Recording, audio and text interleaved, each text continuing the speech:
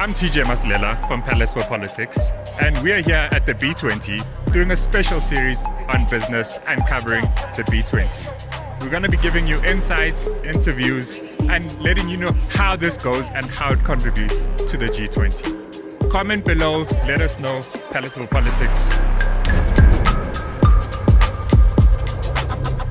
TJ Masilela, Palatable Politics here with the special series on the B20, Palatable Business. Right now we're going to have an interview with one of the biggest contributors, someone that has driven this process from the jump, also the CEO of Business Leadership SA, Mrs. Right?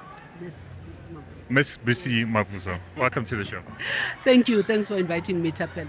Could you give us an outline as to first how BLSA was selected to, along with BUSA, to drive this process? Why those two organizations in particular?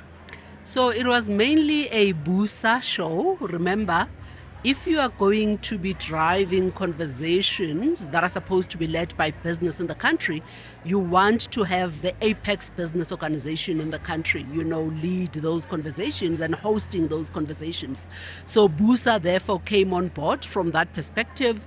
BUSA is the apex business body. You would know that even when we have conversations at NEDLEC, even when government wants to talk to business, even with the business-government partnership that we have, Business for South Africa, all of those are actually driven by BUSA.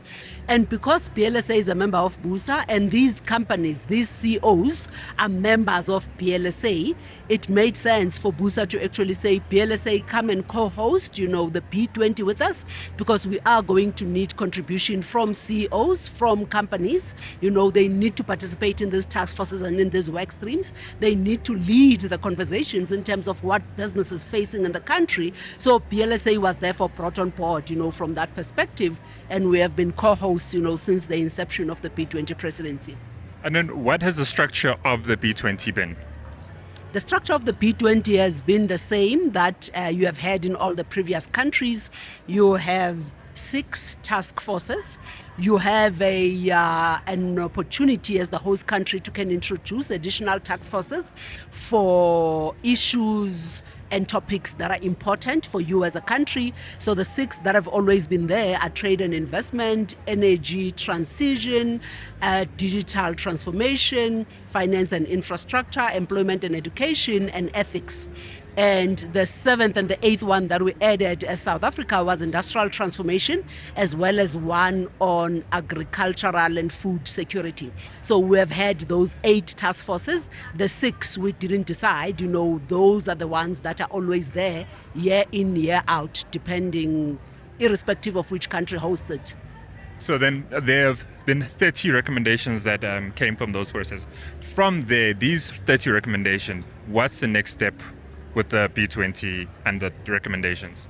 So we have now handed those recommendations to the G20 because it's policy recommendations. This is how we as business leaders from all these 20 countries think that if governments were to implement these policies, it will make the global economy much more easier to operate in. It will bring about the much needed development, not just of the global north countries, but of the global south countries.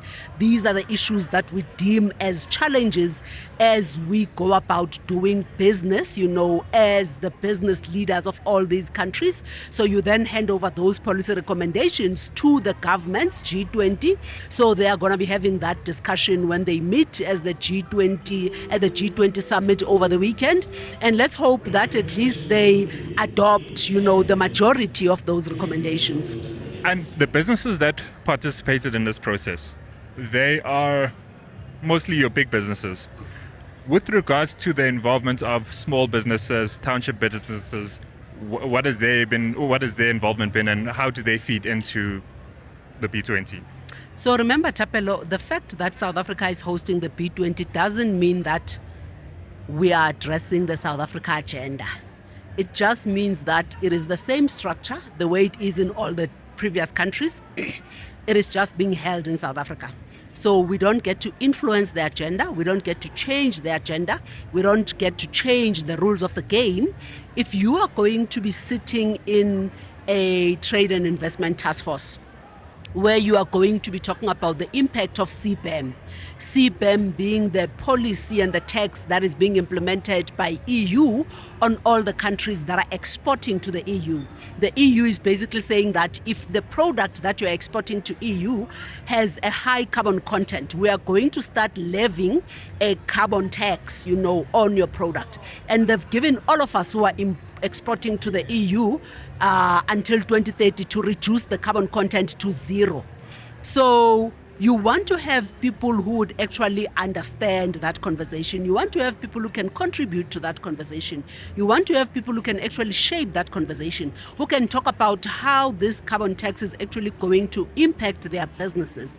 And if their businesses are impacted, what does that mean for their economies? And if as a South African company, I'm actually saying that I won't be able to export to the EU anymore, it means that I'm probably going to have to retrench people. It means that if I'm operating at KZN, the KZN GDP will reduce by 16% or by 30%. So those are you want to have someone from Australia talk about what the impact of that is going to be. Someone from US, someone from India, someone from Japan, someone from China. So it becomes difficult to say, what then becomes the contribution of a township business? And I'm not trivializing their role, but I'm just saying that if you are trying to shape the global discussion, if you're trying to put in place a global policy, you want to have players and business leaders who can have conversations at those levels, whose businesses are not only in South Africa, they have operations in Europe, they've got operations in Asia, they've got operations in the US, so that they can be able to understand when we're talking about the impact of a certain particular issue in Australia. They're in Australia, they know how that is impacting them. So it really wasn't designed to be an exclusive process. And I think this is the mistake that we made as the business community in terms of not explaining what the B20 is and what it is not. Because a lot of South Africans thought that this was a B2B opportunity. It is not, far from it. It is a platform that talks about how we improve the global policy so that all of us as businesses across the world can benefit. It is just hosted in South Africa. We don't get to change the rules of the game, and we don't get to dictate what gets discussed in the B20. With regards to the policy recommendations, right, that go to the G20, there is a general perception or complaints that governments are not always the best at implementation, and which is why you have your public partnerships, private-public partnerships, etc. How does the B20, G20 influence, because the implementation of these essentially comes in countries and on the ground. How does the B20 and G20 in itself work with governments to ensure that these recommendations are implemented? So I guess now that we have given over the recommendations, it's like changing a piece of policy in the country. We embarked on a process where we wanted to change the Electricity Regulation Act in this country. We wanted to change it so that it can allow private sector companies to generate electricity. Once you have participated in the policy process, like we have as the B20, and once you have actually made your input into the policy, you can't tell government, Cyril Ramaphosa and his ministers what to do with it. Your role is limited in terms of how far you can go in terms of seeing that piece of policy into implementation. You recommend, you advocate, you highlight reasons, why this would help the business community, the economy, and whatever the case is, and you therefore leave it to them. So let's hope that they will understand the importance of the recommendations that have been done. Let's hope that they will understand that this will strengthen and will allow the global economy to prosper. This will allow us to deal with the issues that we're currently facing as the world economy is at the moment. This will allow the business leaders all over the world can be able to unleash investments into the different economies. This will allow economic growth, global economic growth, to be higher than what it has been at the moment. This will allow better integration between the different countries, the different economies, and we really think that they will be looked at in that light. And then lastly, we've seen how America have treated the G20. What has American business participation been towards the G20?